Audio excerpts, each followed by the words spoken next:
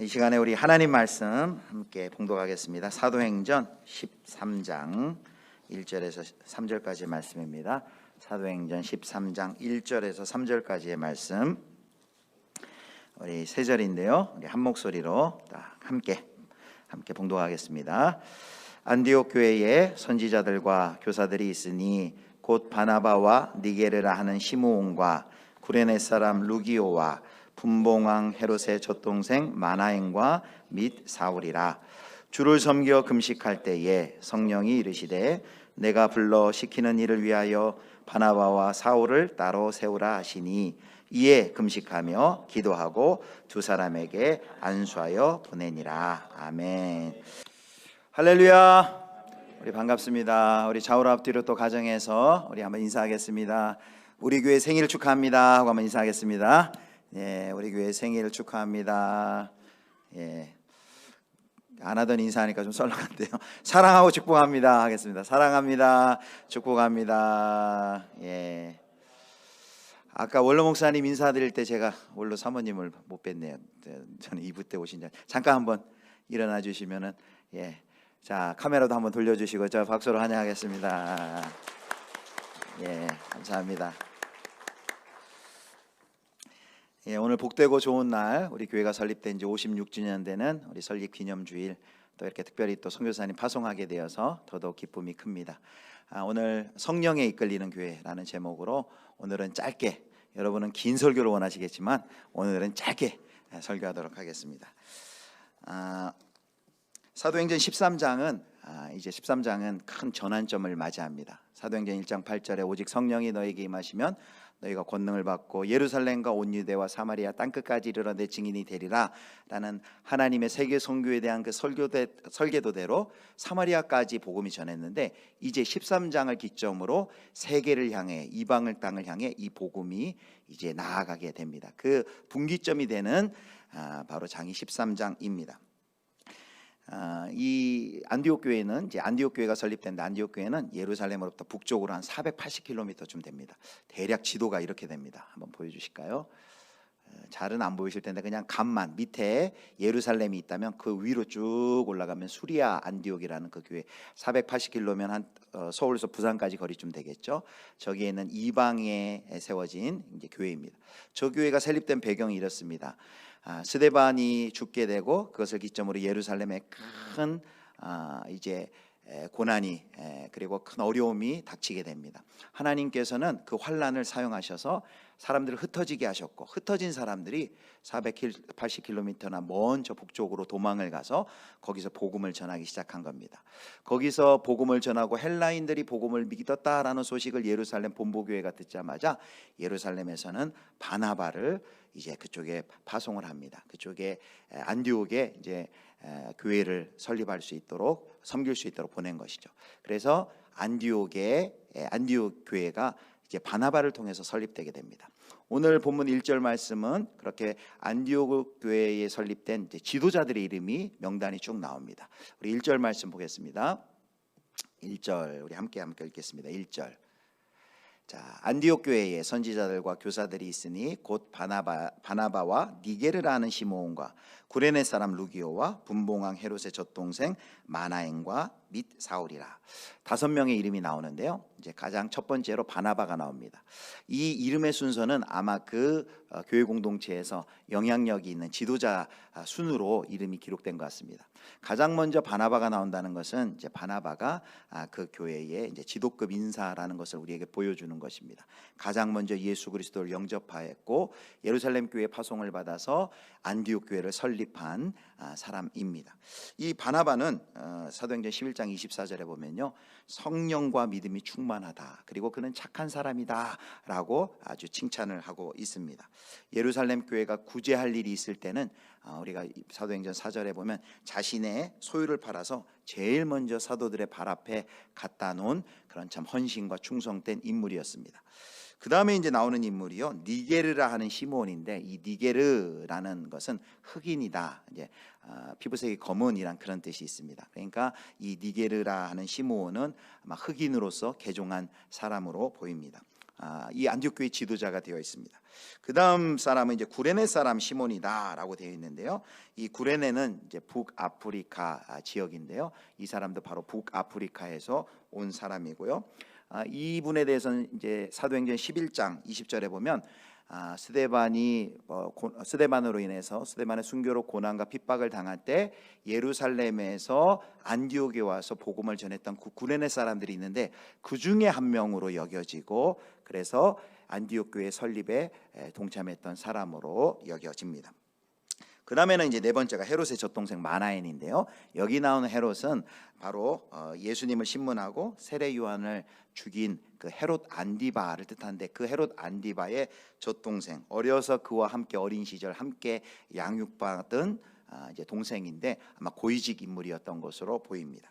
그리고 이제 마지막 이제 사울이라고 나와요. 바로 이 사울이 밋 사울이라라고 나오는데 이 사울이 우리가 알고 있는 그 사도 바울입니다. 우리가 보통 이제 사울 바울 할 때 사울이 계명해서 바울이 됐다라고 하는데 계명한 게 아니고요. 사울은 유대식 이름이고 바울은 헬라식 이름입니다. 제 이름이 김정일이잖아요. 저도 영어 이름이 있습니다. 그래서 혹시 가끔 이제 외국에 가 쓸 일이 있으면 저를 브라이언이라고 부릅니다. 이미지하고는 전혀 잘 안 맞는 이름이지만 그와 같이 사울이 유대식 이름이고 바울은 이제 헬라식 이름인 것입니다. 자, 이렇게 5명의 이 지도자를 볼 때 이 안디옥 교회는요 굉장히 구성이 다양하고 얼마나 이 인종적으로 문화적으로 다양한 사람들이 모여 있는 교회다. 그 배경을 우리가 알 수 있습니다. 하나님께서 안디옥 교회를 세우시고 이제 이 안디옥 교회를 통해서 세계 선교와 이방 선교의 초석을 놓으시는데 어떻게 인도해 주시는지 보겠습니다. 자, 2절 말씀을 우리 함께 읽겠습니다. 2절 같이 읽겠습니다. 시작. 주를 섬겨 금식할 때에 성령이 이르시되 내가 불러 시키는 일을 위하여 바나바와 사울을 따로 세우라 하시니. 아멘. 성령께서는 안디옥의 이 5명의 지도자 중에서 2명 바나바와 사울을 택하셔서 이방 선교를 본격적으로 시작하게 하십니다. 여기 따로 세운다라는 말이 있는데요. 따로 세운다라는 것은 특별한 목적을 위해 구별하여 세운다는 것입니다. 바나바와 사울을 통해서 하나님께서 복음을 증거하는 이 놀랍고 위대한 특별한 일을 하나님이 계획하셨음을 우리에게 보여주는 것입니다. 우리는 오늘 이 설교를 통해서요 첫 번째 질문을 한번 해보고 싶습니다. 도대체 하나님께서 이 이방 선교와 세계 선교의 이 엄청난 일을 도대체 누구에게 맡기시는가라는 것입니다. 오늘도 우리가 2분 권주로 김희배 선교사님을 파송하게 되는데요. 하나님께서는 땅 끝까지 이르러 내 증인이 되리라 하셨는데 이 귀한 영광스러운 일을 과연 누구에게 부탁하시는가? 우리는 오늘 이 앞에 이제 안디옥 교회 지도자의 명단을 쭉 보면서 특별히 바나바를 볼 때 사도행전 11장에도 그렇게 있지만 성령과 믿음이 충만한 사람, 착한 사람 하니까 이런 생각을 할 수 있습니다. 하나님께서 세계 선교를 위해서 또 하나님의 복음을 땅 끝까지 증거하는 이 일에 스카웃하듯이 아주 준비된 능력 있는 사람을 딱 뽑아가지고 하나님이 하시는가 보다. 과연 하나님이 보낼 만한 자를 보내는구나 라고 혹 생각할 수 있습니다. 그런데 오늘 그 2 사람 중에 한 사람의 이름이 누굽니까? 밋 사울이라 그렇게 얘기해요. 그리고 사울이니라. 그 지도자의 명단 중에서도 가장 끝에 있습니다. 그런데 밋 사울이라고 했을 때 이 뉘앙스는요 아직 사울이 회심하여서 그가 안디옥 교회 지도자로 있지만 그 공동체로부터 사울을 향한 그 의구심이 완전히 아직은 벗겨지지 않은 상황으로 보입니다. 우리는 이렇게 첫 선교사를 하나님께서 바나바와 사울을 뽑아서 부르실 때 하나님께서 보낼 만한 자를 하나님이 보내시는구나, 준비된 자, 능력 있는 자, 이렇게 충성된 자를 보내시는구나 라고 생각할 수 있지만 성경의 증언은 전혀 그렇지 않습니다. 특별히 사도 바울이 자신이 하나님이 이방의 선교사로 불러주신 것을 어떻게 고백하는지를 들어보십시오. 디모데전서 1장 12절과 14절까지의 말씀을 먼저 보겠습니다. 디모데전서 1장 12절 우리 같이 읽겠습니다. 시작.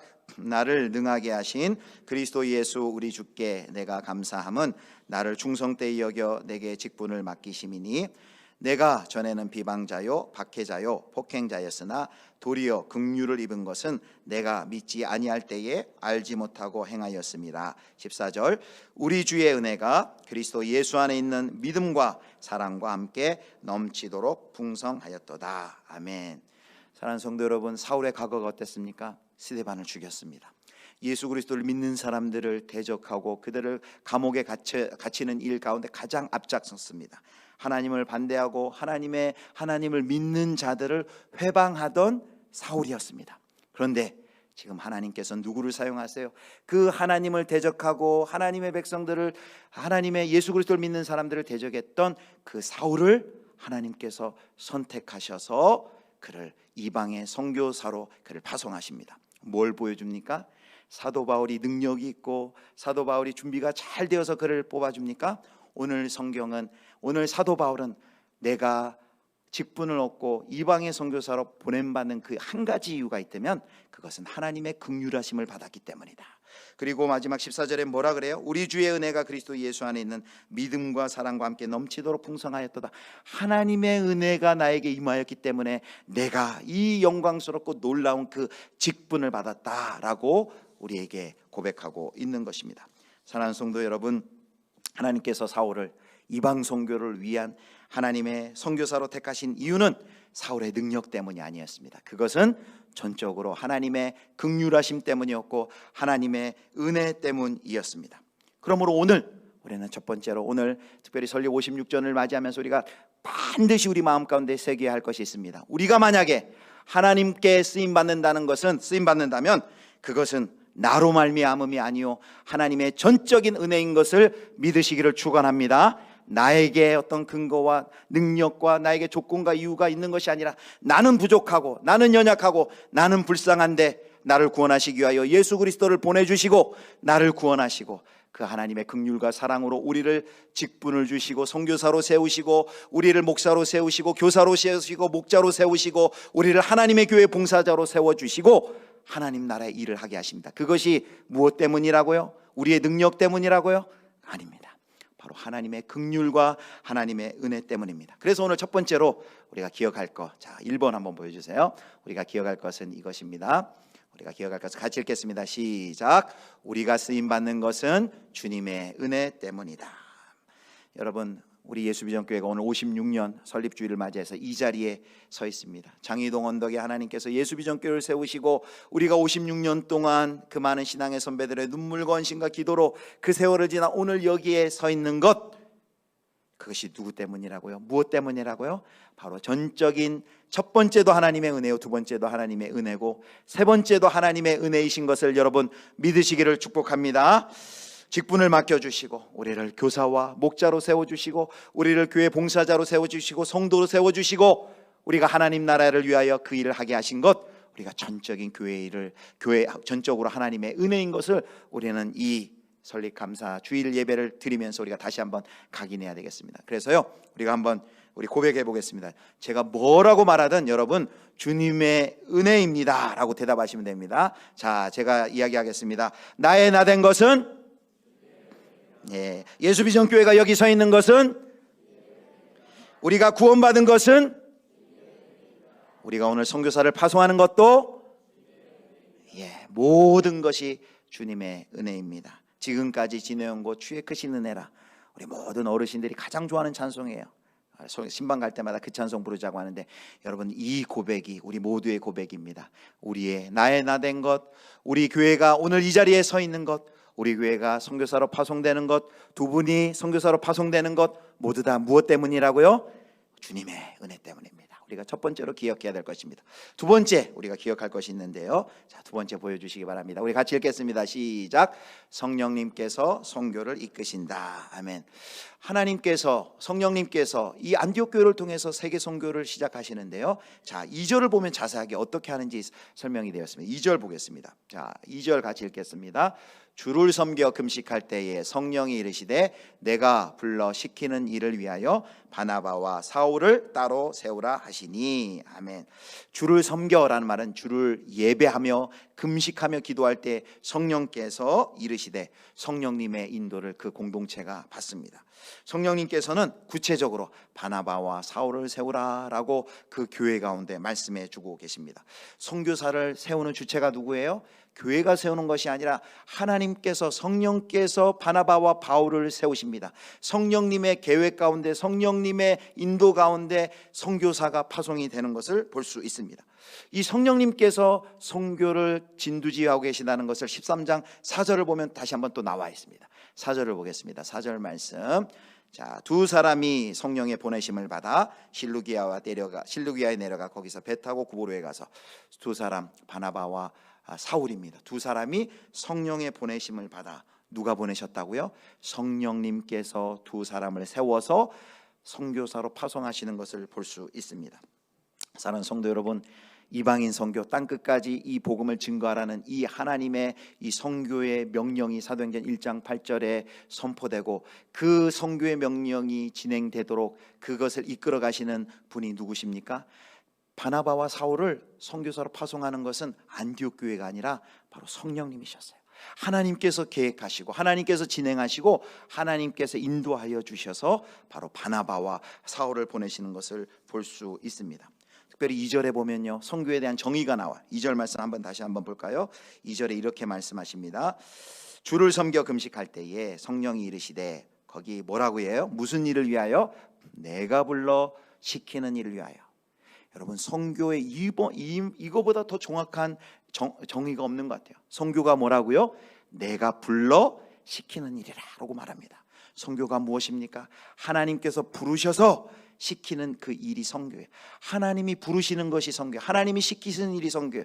우리가 주체가 되어서 우리가 머리 짜내고 계획하고 그렇게 선교하는 것이 아니라, 하나님께서 땅끝까지 이르러 내 증인이 되리라 하는 하나님의 온 세계와 열방을 향한 그 복음화에 대한 그 설계도를 가지고 하나님의 성령께서 주도하셔서 이 일을 계획하시고 진행하시고 인도하여 주시는 것이 바로 선교이다라는 것을 우리는 알 수 있습니다.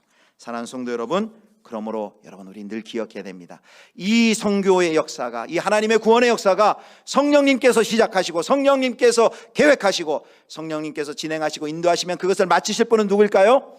그것을 완성시키실 분은 성령님이신 것을 여러분 믿으시길 바랍니다. 어렵고 힘들 때마다 이 일이 내가 하는 일이 아니라 성령님께서 계획하시고 진행하시고 주도하시고 성령님께서 앞서 행하신다는 것을 우리는 반드시 기억할 때, 우리가 그 절망과 어려움과 힘듦과 낙심 가운데서 일어날 수 있을 줄 믿습니다.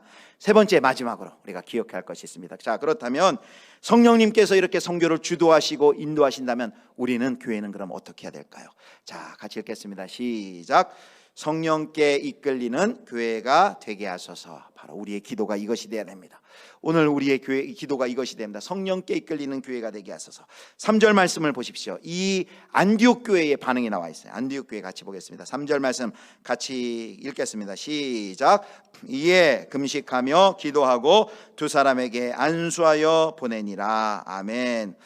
여러분, 이 바나바와 사울은요, 1절에도 안디옥 교회의 지도자로 나오지만 이 사람들은 안디옥 교회 아주 중요한 지도자였어요. 근데 그 안디옥 교회를 놀랍게 시킨 교회의 지도자를, 그냥 다른 사람들을 보내는 것이 아니라, 비유하자면요, 그 안디옥 교회를 부흥시킨 담임 목사를 하나님께서 딱 세워가지고 그를 선교사로 파송을 시키는 거예요. 여러분, 교회를 이끌던 가장 유력한 두 지도자를 선교사로 파송될 때 교회로서는 좀 난처할 수도 있을 거예요. 하나님, 지금 이렇게 교회가 한참 부흥하고 있는데 저분들이 꼭 필요한데 꼭 저분들을 보내셔야 되겠습니까? 다른 사람들도 있는데 좀 다른 분들을 보내면 안 될까요? 이렇게 반응하지 않았어요. 바나바와 사울을 보내라 하는 그 말씀을 들었을 때 교회가 어떻게 반응합니까? 금식하며 기도하고. 금식한다는 건 무엇이에요? 사람이 밥을 먹어야 힘을 내는데 밥을 안 먹으면서 기도한다는 것은 이 일이 전적으로 내게 속한 일이 아니라 하나님께서만이 이 일을 해결하실 수 있습니다. 하나님만을 전적으로 의지하는 태도예요. 그렇게 하나님을 전적으로 의지하며 기도하며 하나님의 뜻을 묻고 분별한 후에 어떻게 합니까? 두 사람에게 안수하여 보내니라, 그렇게 말합니다. 여기 보내니라라는 이 단어가 있는데요, 보내니라라는 뜻은 뭐뭐로부터 풀어놓아 자유롭게 보내다라는 거예요. 그 안디옥 교회의 담임 목사로서, 안디옥 교회의 지도자로서 얼마나 해야 할 그 책임과 의무가 많이 있었겠어요. 그런데 하나님께서 저 둘을 세워서 보내라 하니까 주저없이 미련 없이 그 모든 책임과 책무로부터 자유케 하고 그들을 하나님의 선교의 일에 파송하여 기도하면서 보내는 순종을 안디옥 교회가 합니다. 사랑하는 성도 여러분, 성교가 하나님의 성령께서 주도하시는 그 역사라면 안디옥 교회는 어떠한 교회였습니까? 바로 성령님께 이끌리는 교회였습니다. 성령님의 인도하심에 순종하는 교회였습니다. 그러므로 사랑하는 성도 여러분, 오늘 우리 예수비전교회도 성령께 이끌리는 교회가 되기를 간절히 소망합니다.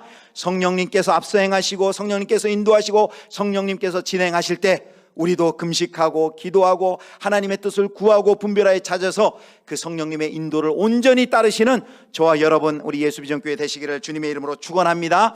우리가 무엇에 이끌려야 할까요? 이 땅 가운데서 돈에 이끌리는 안타까운 그런 모습들도 많이 있습니다. 명예에 이끌리는 교회도 있습니다. 권세에 이끌리는 교회도 있습니다. 이념에 이끌리는 교회도 있습니다. 그러나 우리는 무엇에 이끌려야 합니까? 성령님께 이끌리는 교회 되기를 간절히 소망합니다. 다른 그 어떤 것도 우리 주인이 될 수 없고, 선교의 주체이시고 선교를 계획하시고 땅끝까지 이르러 복음을 증언하시고 각 나라와 족속과 방언에서 아무라도 능히 설 수 없는 수많은 사람들이 하나님께 나와 예배드릴 그 종말의 구원을 완성시키실 성삼위 하나님의 계획과 인도하심에 따라, 성령님의 인도하심에 따라 성령님께 온전히 순종하시는 저와 여러분 우리 예수비전교회 되실 수 있기를, 그리고 오늘 파송받는 권조로 김희비 선교사님 되실 수 있기를 주님의 이름으로 축원합니다.